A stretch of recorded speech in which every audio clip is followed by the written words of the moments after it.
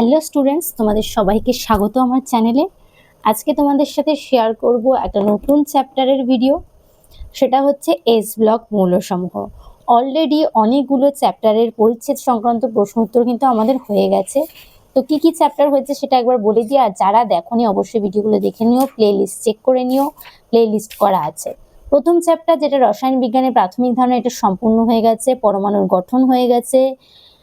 Third chapter হচ্ছে মৌলসমূহের শ্রেণীবিভাগ ও ধর্মাবলীর পর্যাবৃত্তি হয়ে গেছে, রাসায়নিক বন্ধন হয়ে গেছে। 5 নম্বর চ্যাপ্টারটা পরে করাবো, আগে সহজ যেটা আছে 6 আর 7 সেটা করিয়ে নিচ্ছি। এস ব্লক আজকে স্টার্ট করছি। তো পরিচ্ছেদ 6.1, যাদের কাছে বাড়িতেই আছো, যারা বই আছে বই নিয়ে বসে পড়ো, আর যাদের কাছে বই নেই তারা স্ক্রিনে তো কোশ্চেন দেখতেই পাচ্ছ। 6.1 to 6.2, পেজ নাম্বার 501। ঠিক আছে, তো চলো দেখি প্রথম প্রশ্নটা কি বলেছে। 1 নম্বর প্রশ্ন বলেছে ক্ষার ধাতুর সময় সর্ববহিস্থ কক্ষের ইলেকট্রন বিন্যাস। তো ক্ষার ধাতু কারা? ক্ষার ধাতু হচ্ছে গ্রুপ 1 যারা, মানে lithium, sodium, potassium, rubidium, caesium, francium, মানে 2s1, 3s1, 4s1, 5s1, 6s1, 7s1, তাই তো? মানে ক্ষার ধাতুগুলো কত নম্বর গ্রুপে থাকে? 1 নম্বর গ্রুপে। তাই প্রত্যেকের শেষে কটা করে ইলেকট্রন থাকে? একটা করে ইলেকট্রন থাকে। এবং দেখো প্রত্যেকের কক্ষপথ একটা করে বৃদ্ধি পাচ্ছে, তার মানে এদের ইলেকট্রন বিন্যাসটা কি সাধারণ ইলেকট্রন বিন্যাস ns1। ঠিক আছে, তার মানে অপশন এ হচ্ছে আমাদের সঠিক উত্তর। ঠিক আছে, নেক্সট পরবর্তী কোয়েশ্চেনে যাব। কোয়েশ্চেন নাম্বার 2 বলেছে লিথিয়াম, সোডিয়াম, পটাশিয়াম, আচ্ছা এগুলোর ক্ষার ধাতুগুলির ঘনত্বের সঠিক ক্রম। তাই এটা লেখা থাকুক, বেকার বেকারই মুছছিলাম। ঘনত্বের সঠিক ক্রম, তাহলে দেখো ওপর থেকে যত নিচে পাই আমরা কি জানি, এদের পারমাণবিক সংখ্যা বা পারমাণবিক ভর সবই কি হয়? বৃদ্ধি পায়। পারমাণবিক সংখ্যাও বৃদ্ধি পায়, আবার পারমাণবিক ভরও বৃদ্ধি পায়। পারমাণবিক ভরও কি হয়? বৃদ্ধি পায়, দুটোই বৃদ্ধি পায়। ঠিক আছে, পেন কোথায়? দুটোই বৃদ্ধি পাচ্ছে। ঠিক আছে, দুটোই যেহেতু বৃদ্ধি পায় তার মানে আমরা কি জানি, ঘনত্ব ইজ ইকুয়াল টু ভর বাই আয়তন হয়, এটা আমরা জানি। তার মানে যদি ভর বৃদ্ধি পায় তাহলে ঘনত্ব কি হবে? বৃদ্ধি পাবে। কিন্তু এখানে একটা জিনিস একটু আলাদা আছে, সেটা হচ্ছে পটাশিয়ামের ঘনত্ব সোডিয়াম অপেক্ষা কম। মানে ট্রেনটা তো এই অবধি কত অবধি দিয়েছে? সিজিয়াম অবধি, তাহলে সিজিয়ামের তো অবভিয়াসলি সবচাইতে বেশি হবে। তারপর যে রুবিডিয়ামের হবে সেটাও ঠিক আছে, তারপর সোডিয়াম আর পটাশিয়ামের মধ্যে গন্ডগোল। লিথিয়ামের আবার সবচাইতে কম হবে, এটাও ফিক্সড। এখানে হওয়া উচিত কি সোডিয়াম তারপর পটাশিয়াম, কিন্তু হবে পটাশিয়াম তারপর সোডিয়াম। ওকে, এইটা চেঞ্জ হবে, কারণ এইটার হচ্ছে ধাতব ব্যাসার্ধ এবং এইটার ধাতব ব্যাসার্ধের মধ্যে অনেকটাই ডিফারেন্স থাকে। কতটা ডিফারেন্স থাকে? এটা হয় 186 পিকোমিটার আর এটা হয় 227 পিকোমিটার। দেখতে পাচ্ছ কতটা ডিফারেন্স হচ্ছে ধাতব ব্যাসার্ধের, মানে আকারের একটা বিশাল পরিবর্তন হয়। পারমাণবিক ব্যাসার্ধ বা পারমাণবিক আকার যাই বলি না কেন, বা ধাতব ব্যাসার্ধ, সেটার অনেকটাই ডিফারেন্স হচ্ছে। বাকিগুলোর দেখবে অতটা ডিফারেন্স হয় না। তো সেই কারণে কি হয়, সোডিয়াম আর পটাশিয়ামের মধ্যে যে ঘনত্বের যে ট্রেনটা সেটা কিন্তু ফলো হয় না, একটু চেঞ্জ হয়। সোডিয়ামের জায়গায় পটাশিয়াম আসে, পটাশিয়ামের জায়গায় সোডিয়াম আসে। এছাড়াও তোমরা এই ভ্যালুগুলো আরও বেশি ডিটেলসে দেখতে পাবে, পেজ নাম্বার 498-এ দেখবে ভ্যালুগুলো দেওয়া আছে।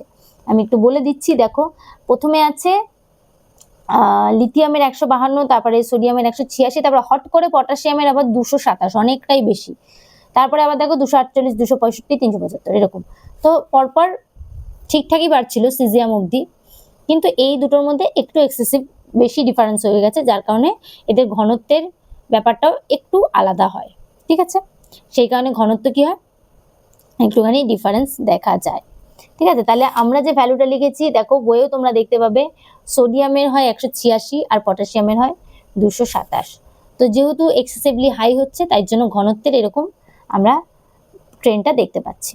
নেক্সট পরবর্তী কোয়েশ্চেনে যাই। কোয়েশ্চেন নাম্বার 3 বলেছে 87 পরমাণু ক্রমাঙ্ক বিশিষ্ট, এখানে আমরা করব মৌলটির কোন ব্লকের অন্তর্গত। তো এটা আমরা কি ব্লক লিখেছি? এস ব্লক, তাই তো। এবার চলো দেখিনি এখানে কি কি আছে। এটা মুছে দিচ্ছি, এটা আমাদের আর প্রয়োজন নেই, কারণ বাকি যা আছে সেগুলো আমাদের লাগবে। দেখো এটার কত হয়? সোডিয়ামের হয় 3, পটাশিয়ামের কত হবে? ঠিক 8 বাড়বে, দেখবে 11। আর এখানে ওপরে ছিল হাইড্রোজেন, এটা ছিল 1, সেখান থেকে কত বেড়েছে? 2। ঠিক আছে, সোডিয়াম থেকে আবার পটাশিয়ামে কত? 19, তার মানে কত বেড়েছে? 8। 19 থেকে আবার এটার হয় 37, মানে কত বেড়েছে? 18। 37 থেকে এটার হয় আবার 55, তার মানে কত বেড়েছে? 18। 55 থেকে এটার হয় 87, তার মানে কত বেড়েছে? 32। তার মানে দেখো 2, 8, 8, 18, 18, 32 সব কটা মৌল কিন্তু এরকম ভাবেই বাড়ে সংখ্যাগুলো। তাই তোমরা যদি কোনো একটা মনে রাখো, বাকিগুলো পরপর মনে রাখতে পারবে। তাহলে এখানে প্রশ্নটা বলেছে 87 পরমাণু ক্রমাঙ্ক বিশিষ্ট পর্যায়টি কোন ব্লকের অন্তর্গত? গ্রুপ 1 এস ব্লকের অন্তর্গত। তার মানে সঠিক উত্তর কি হবে? অপশন এ হবে সঠিক উত্তর। ওকে, নেক্সট পরবর্তী কোয়েশ্চেনে যাই। কোয়েশ্চেন নাম্বার 4, এটা তো আমাদের রাখতেই হবে, এটা দিয়েই আমাদের সমস্ত প্রশ্নের উত্তর হবে। কোয়েশ্চেন নাম্বার 4 কি বলেছে চলো দেখিনি। আচ্ছা, বলেছে যে কোন মৌলটিকে শিখা পরীক্ষার সাহায্যে নিশ্চিত রূপে শনাক্ত করা যায় না। লিথিয়ামের একটা খুব সুন্দর আমরা কালার দেখতে পাই, সেটা হচ্ছে গাঢ় লাল, গাঢ় লাল।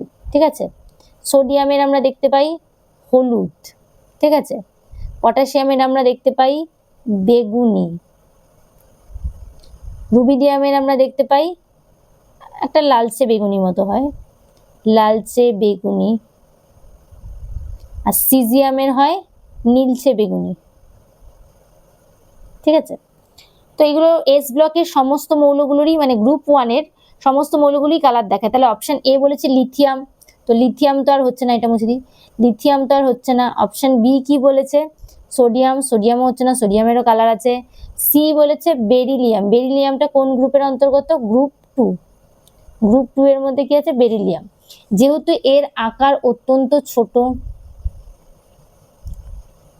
ঠিক আছে, বেরিলিয়াম এবং ম্যাগনেসিয়াম এরা দুজনেই কোনো কালার দেখায় না, কারণ বুনসেন বার্নারের হিট দিয়ে এদের ইলেকট্রনটা পরবর্তী কক্ষপথে নিয়ে যাওয়া যায় না এবং তাহলে রিটার্নও হয় না। এবার তোমরা বলবে এই কালারগুলো কি করে দেখা যায়, সেটা একটু তোমাদেরকে বলে দিই। দেখো লিথিয়ামটা দিয়েই আমি বোঝাই, যেহেতু ছোট কক্ষপথ, এর 1s2 2s1, তার মানে 1 আর 2 কক্ষপথ আছে। ঠিক আছে, আজকাল নিউক্লিয়াস 1 আর 2 নম্বর কক্ষপথ আছে, এই দুটো কক্ষপথ।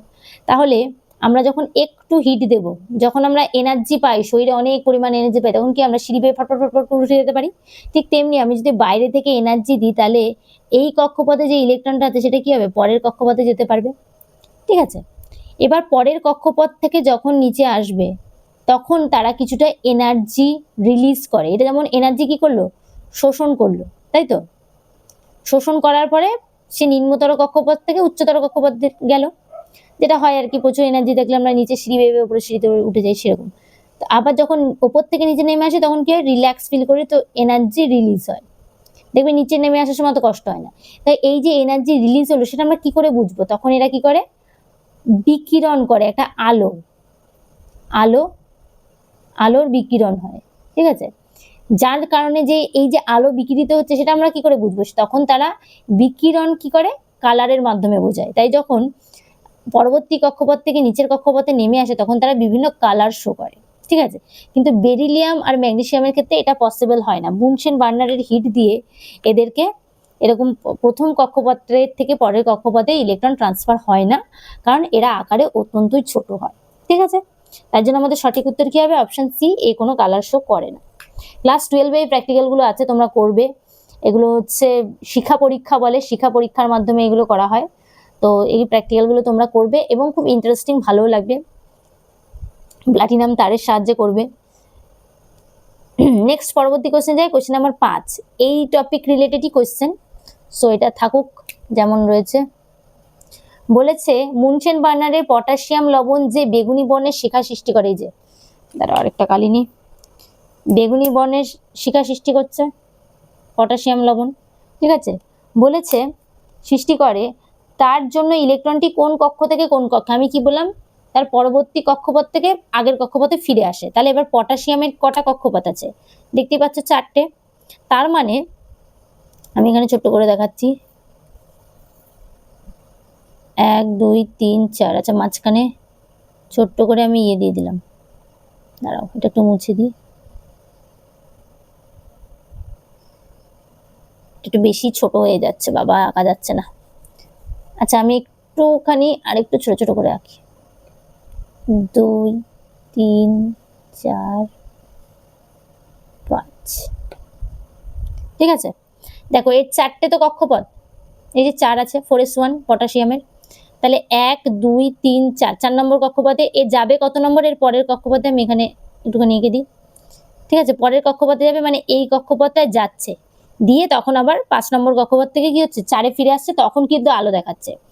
এর 4 নম্বর কক্ষপথ হচ্ছে শেষ কক্ষপথ, তার মানে পরবর্তী কক্ষপথে সে শিফট হবে। লাস্ট কক্ষপথে আমি কি দেখালাম লিথিয়ামের ক্ষেত্রে, এখানে লাস্ট কক্ষপথের ইলেকট্রনটা পরবর্তী কক্ষপথে শিফট হয়। ঠিক আছে, তো এখানে 4s এর ইলেকট্রনটা 5 নম্বর যে কক্ষপথে আছে সেখানে যাবে। তার মানে এবার চলো দেখি আমি এরকম অপশন কোনটা আছে যে 5 থেকে তার মানে 4-এ আসবে। প্রথমটা হচ্ছে 1 থেকে 4-এ এসছে, সেটা তো নয়, এ হচ্ছে না। বি কি বলেছে, 5 থেকে 4-এ এসে 5p থেকে 4s এ আসবে, সেটাও হতে পারে। 1s থেকে 5p, এটা হচ্ছে না, সি হচ্ছে না। 4p থেকে কি 4s এ যায়? 4p থেকে 4s এ নয়, 4s এ কিন্তু সে রিটার্ন করছে, তাহলে 4s এ একমাত্র অপশন বি রিটার্ন করছে, তাই জন্য আমাদের সঠিক উত্তর কি হবে? Option B. আমি কি বললাম? রিটার্ন করবে লাস্ট কক্ষপথে, লাস্ট কক্ষপথে রিটার্ন করবে। ওকে, এবার কথাটা হচ্ছে যে তাহলে আমরা কি বুঝতে পারলাম, যে যখন নিম্নতর থেকে উচ্চতর কক্ষপথে যায় তখন কি হয়? শক্তি শোষণ হয়। যখন উচ্চতর থেকে নিম্নতর কক্ষপথে আসে তখন শক্তি বিকিরিত হয়, এবং সেই বিকিরিতটা কি হয়? আলোর বিকিরণের মাধ্যমে, যার কারণে আমরা কালার দেখতে পাই। ওকে, বেশ, তাহলে এটা মুছে দিয়ে এগুলো পরবর্তী কোশ্চেনে যাই। পরবর্তী কোশ্চেন কি বলেছে চলো দেখি। পরবর্তী কোশ্চেন বলেছে ক্ষার ধাতুগুলির মধ্যে সিএস সবচাইতে সক্রিয়, তার কারণ কি? ঠিক আছে, সিএস হচ্ছে সবচাইতে সক্রিয়, মানে এটা কেন এটা সবচাইতে বেশি সক্রিয়? প্রথম কথা তো এর আয়নন এনথালপি অনেক কম। আয়নায়ন এনথালপি কি সেটা আমি আয়নায়ন এনথালপি যে চ্যাপ্টারটা ছিল, মানে সেকেন্ড চ্যাপ্টারটায়, সেই চ্যাপ্টারটায় সেকেন্ড নয় থার্ড চ্যাপ্টারে মানে পিরিয়ডিক টেবিল যে চ্যাপ্টারটা ছিল সেই চ্যাপ্টারে আমি ডিটেলসে বুঝিয়েছি, ডিটেলসে। সো এখানে আর বোঝাবো না, এখানে শুধু একটা জিনিসই বলবো, যেহেতু এটাকে কম এনার্জি দিলেই একটা ইলেকট্রন বাইরের কক্ষপথে চলে যেতে পারে, সেই কারণে এটা হয়। তো চলো দেখি অপশন এ কি বলেছে। বলেছে সবচাইতে ভারী ক্ষার ধাতু, সক্রিয় হওয়ার জন্য ভারী ক্ষার ধাতু কারণ নয়, কারণ ভারী হওয়ার সাথে তার সক্রিয় হওয়ার কোনো সম্পর্ক নেই। অপশন বি কি বলেছে, এর যোজ্যতা কক্ষে একটি ইলেকট্রন আছে, প্রত্যেকেরই যোজ্যতা কক্ষে কটা করে ইলেকট্রন আছে? দেখো সবারই একটা করে ইলেকট্রন আছে, তো এটা তো নয়। অপশন সি কি বলেছে, অন্যান্য ক্ষার ধাতুগুলি অপেক্ষা এই যোজ্যতা কক্ষের ইলেকট্রনটি আলগাভাবে আবদ্ধ থাকে। একদমই তাই, যেটা বললাম, আয়নন এনথালপিটা অনেক কম হয় এই সিজিএমের, যার কারণে আলগাভাবে যুক্ত থাকার কারণেই তো আয়নন এনথালপি কম হয়, এবং একটা ইলেকট্রন সহজেই বেরিয়ে যেতে পারে। যেহেতু সহজেই বেরিয়ে যেতে পারে ইলেকট্রন, তাহলে তাড়াতাড়ি রিয়াকশন করতে পারবে, তার মানে সে সক্রিয় হবে। ওকে, তাই জন্য আমাদের সঠিক উত্তর কি হবে? সি। ডি কেন হলো না? বুনসেন বার্নারে এটি নীলচে বেগুনি শিখা উৎপন্ন করে। একদমই তাই, এটা তো নীলচে বেগুনি শিখা উৎপন্ন করে, কিন্তু নীলচে বেগুনি শিখার সাথে কিন্তু এর কোনো সম্পর্ক নেই। দেখবে পরীক্ষায়ও এরকম থাকবে, অনেক প্রশ্নের অপশন কিন্তু ঠিক দেওয়া থাকবে, কিন্তু সেটা কিন্তু ওই প্রশ্নের উত্তর নয়। এখানে তেমনি সবকটাই ঠিকঠাক লেখা আছে, কিন্তু সেটা ওই প্রশ্নের উত্তর নয়। সিটা হচ্ছে এই প্রশ্নের উত্তর। নেক্সট পরবর্তী কোশ্চেন যায়, কোশ্চেন নাম্বার 7। চলো দেখি কোশ্চেন নাম্বার 7 কি বলেছে। বলেছে যে ক্ষার ধাতুগুলির ভৌত ধর্মের কোনটি সঠিক নয়? অপশন এ বলেছে আয়নন এনথালপি, আয়নন এনথালপির ক্রম বলেছে লিথিয়ামের সবচাইতে বেশি, তারপর সোডিয়াম, তারপর পটাশিয়াম, তারপর রুবিডিয়াম, এটা বলেছে। একদমই ঠিক ট্রেন্ড দেওয়া আছে। আয়নীভবন এনথালপি কি হয়? যত উপর থেকে নিচে যায় আয়নীভবন এনথালপি হ্রাস পায়, কেন পায়, কিভাবে পায়, সব ডিটেলসে কিন্তু বলা হয়েছে। সো আর রিপিট করব না, আবার তাহলে শুরু থেকে বোঝাতে হবে। ঠিক আছে, যত আকার বৃদ্ধি পায় আয়নন এনথালপি হ্রাস পায়, সবকিছু আরো ডিটেলসে বলা হয়েছে, তোমরা তার জন্য থার্ড চ্যাপ্টারে কোয়েশ্চেন আনসার দেখে নিও। সো এটা তো ট্রু, তার জন্য এটা আমার উত্তর হবে না। বিতে যাই। বি কি বলেছে, এর পারমাণবিক আকারের ক্রম, এটা তো একদমই ঠিক আছে, এটাও তোমরা জানো উপর থেকে যত নিচে যায় তত আকার কি হয়, পারমাণবিক আকার বৃদ্ধি পায়। এটা তো পড়েই এসছে, একটা করে কক্ষপথ বাড়তে থাকে তার জন্য পারমাণবিক আকার কি হয়, বৃদ্ধি পায়। সো এটাও ট্রু, তার জন্য এটাও হবে না। সিতে যাই, বলেছে হাইড্রেশন এনথালপির ক্রম বলেছে লিথিয়ামের সবচাইতে বেশি, সোডিয়াম, তারপর পটাশিয়াম, তারপর রুবিডিয়াম। এটা একটু ভালো করে বোঝাবো। হাইড্রেশন এনথালপি যেহেতু আগে ছিল না, এখানে নতুন আছে, সো হাইড্রেশন এনথালপিটা আমরা এখন বলবো। হাইড্রেশন এনথালপিটা কি, ঠিক আছে? Hydration enthalpy is equal to হয় হাইড্রেশন এনথালপি সমান সমান হয় কিউ বাই আর, মানে হচ্ছে চার্জ বাই রেডিয়াস, মানে ব্যাসার্ধ, ঠিক আছে? এবার কথাটা হচ্ছে যে তার মানে যত বেশি চার্জ বৃদ্ধি পাবে তত হাইড্রেশন এনথালপি কি হবে, চার্জ বলছি ব্যাসার্ধ, সরি ব্যাসার্ধ, এটা তো আর ব্যাসার্ধ, যত বেশি ব্যাসার্ধ বৃদ্ধি পাবে হাইড্রেশন এনথালপি এইচ ই দিয়ে ডিনোট করছি, তত কি হবে, হ্রাস পাবে। তার মানে আমরা কি জানি যে কার ব্যাসার্ধ সবচাইতে বেশি, রুবিডিয়ামের। উপর থেকে নিচে নামলে কি হয়, ব্যাসার্ধ বৃদ্ধি পায়। তাই যার আকার যত বৃদ্ধি পাবে তার হাইড্রেশন এনথালপি তত কম হবে, যার আকার যত ছোট হবে তার হাইড্রেশন এনথালপি তত বেশি হবে। তার জন্য এটাও ট্রু, সো এটাও আমাদের উত্তর হবে না। এবার কথা হচ্ছে কেন এটা হয়, যত আকার ছোট হবে সে জলের অণুগুলোকে তত নিজের দিকে টানতে পারবে, তাই তো? যত আকার ছোট হবে জলের অণুগুলোকে নিজের দিকে টানতে পারবে, সেই কারণে যেহেতু নিউক্লিয়াসের কাছে আছে তাই নিজের দিকে টানতে পারবে, সেই কারণে যেহেতু টানতে পারবে তাই জন্য হাইড্রেশন এনথালপি কি হবে, ধীরে ধীরে বৃদ্ধি পাবে যত আকার ছোট হবে, ঠিক আছে? সো এটাও তো হলো না, তাহলে অপশন ডি আমাদের সঠিক উত্তর হবে। ডিটা কি বলেছে চলো দেখিনি, ডিটা কি বলেছে, বলেছে ঘনত্বের ক্রম। এটা তো কোয়েশ্চেন নাম্বার, আমি বলে দিচ্ছি কত নাম্বার কোয়েশ্চেনের ডিটেলসে বললাম, কোয়েশ্চেন নাম্বার 2, কোয়েশ্চেন নাম্বার 2 তে ডিটেলসে বলা হয়েছে। সো এটা ফলস যেহেতু, তাই এটাই আমাদের সঠিক উত্তর, ঠিক আছে? নেক্সট পরবর্তী কোয়েশ্চেন যাবো, কোয়েশ্চেন নাম্বার 8। চলো দেখি কোয়েশ্চেন নাম্বার 8 কি বলেছে। বলেছে ক্ষার ধাতুগুলো লবণের শিখা পরীক্ষায় নিচের কোনটি সবচাইতে বেশি তরঙ্গ দৈর্ঘ্য বিশিষ্ট হয়, ঠিক আছে? ও আচ্ছা 7 নাম্বার এতক্ষণ ধরে পড়াচ্ছিলাম, নাম্বার দিনই এখন মুছে দিই, 8, ঠিক আছে? ক্ষার ধাতু লবণের শিখা পরীক্ষায় কোনটি সবচেয়ে বেশি তরঙ্গ দৈর্ঘ্য, আচ্ছা এইচ ইজ ইকুয়াল টু আমরা কি জানি, sorry E is equal to আমরা কি জানি, এইচ নিউ, ওকে? আবার নিউ ইজ ইকুয়াল টু আমরা কি জানি, সি বাই ল্যামডা, এটা তোমরা পড়ে এসছো, সেকেন্ড চ্যাপ্টারেই ছিল। সো ল্যামডা যত বাড়বে ই এর ভ্যালু কমবে, বা ই এর ভ্যালু কমলে ল্যামডা তত কমবে। এবার আমরা কি জানি, ওপর থেকে যত নিচে যায় এনার্জি তত কি হয়, ধীরে ধীরে হ্রাস পায়। তাহলে রুবিডিয়ামের এনার্জি সবচাইতে কম, কারণ অপশানে দেখো সিজিয়াম নেই, কিন্তু রুবিডিয়ামের এনার্জি সবচাইতে কম, আর যার এনার্জি কম তার ল্যামডা বেশি, তাই জন্য সবচাইতে বেশি তরঙ্গ দৈর্ঘ্যের শিখা কে উৎপন্ন করবে, রুবিডিয়াম। লিথিয়াম, সোডিয়াম আমি নিচ থেকে নিচ্ছিলাম, কারণ কার এনার্জি সবচাইতে কম, রুবিডিয়ামের, ঠিক আছে? তার জন্য সঠিক উত্তর কি হলো, ডি হলো। নেক্সট কোয়েশ্চেন নাম্বার 9 এ যাই, কোয়েশ্চেন নাম্বার 9 চলো দেখি কি বলেছে। কোয়েশ্চেন নাম্বার 9 বলেছে ক্ষার ধাতুগুলির সম্পর্কে নিচের কোন তথ্যটি সঠিক, ক্ষার ধাতুগুলির সম্পর্কে। অপশন এ বলেছে উচ্চ গলনাঙ্ক বিশিষ্ট, না এটা নিম্ন গলনাঙ্ক বিশিষ্ট হয়। অপশন বি কি বলেছে, যোজ্যতা ইলেকট্রনের সংখ্যা 1, একদমই তাই, প্রত্যেকটা যোজ্যতা ইলেকট্রনের সংখ্যা প্রথম থেকে আমি লিখে রেখেছি, এর জন্য ইলেকট্রন বিন্যাস সব কি 1, সো বি হবে সঠিক উত্তর। সি কেন হলো না, নোবেল গ্যাসগুলির থেকে এদের ইলেকট্রন সংখ্যা একটি কম হয়। নোবেল গ্যাসের ইলেকট্রন, হিলিয়ামের ইলেকট্রন বিন্যাস কি 1s2, তো এর কি হাইড্রোজেনের 1s হয়, হিলিয়াম, নিয়নের কত হয় 1s2, 2s2, 2p6 লিখছি 10, নিয়নের কি হবে 10, বেশি হচ্ছে। তো এখানে যে কথাটা লেখা আছে যে 1 কম হয় সেটা কিন্তু নয়, কথাটা কি হবে 1 বেশি হয়, তার জন্য এটা আমাদের ভুল উত্তর হয়েছে। প্রত্যেকটা ইলেকট্রন বিন্যাস কি হবে 1 বেশি হবে।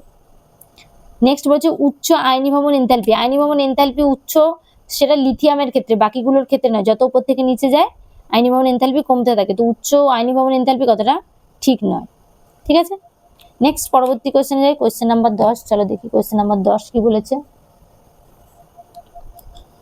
Question number 10 last question. ঘরের উষ্ণতায় 30°C হলে, ঘরের উষ্ণতা 30°C কোনটির গলে যাওয়ার সম্ভাবনা আছে? এটা খুব সহজ উত্তর। এটার উত্তর হবে আমাদের অপশন ডি, সিজিয়াম। কারণ সিজিয়ামের গলনাঙ্ক হয় 28.5 আই থিঙ্ক। তোমরা একটু দেখে নেবে, 28 হয় এটা জানি, 28.5 আই থিঙ্ক। ঠিক আছে, এর গলনাঙ্ক হয় এটা, তাই জন্য ঘরের উষ্ণতা তো 28°, 30° হওয়াটা নর্মাল ব্যাপার, তাই জন্য ঘরের উষ্ণতাতেই গলে যায়। তাই আমাদের সঠিক উত্তর কি হলো? Option D. ঠিক আছে, তাহলে পরিচ্ছেদ 6.1 টু পরিচ্ছেদ 6.2 আমাদের সম্পূর্ণ কমপ্লিট হয়ে গেল। ঠিক আছে, তো আজকের ভিডিওটা আমি এখানেই শেষ করছি। ভিডিওটা কেমন লাগলো অবশ্যই একটা কমেন্ট করে জানিও। আর যদি তোমাদের ভিডিওগুলো ভালো লাগে অবশ্যই বন্ধুদের সাথে একটু শেয়ার করে দিও। আর তোমরা একটু বেশি কমেন্ট করলে আমার কিন্তু ভিডিও করার ইচ্ছাটা আরেকটু বাড়বে। সো এটা আমার রিকোয়েস্ট তোমাদের সবাইকে, যে তোমরা অনেক অনেক কমেন্ট করো এবং শেয়ার করো।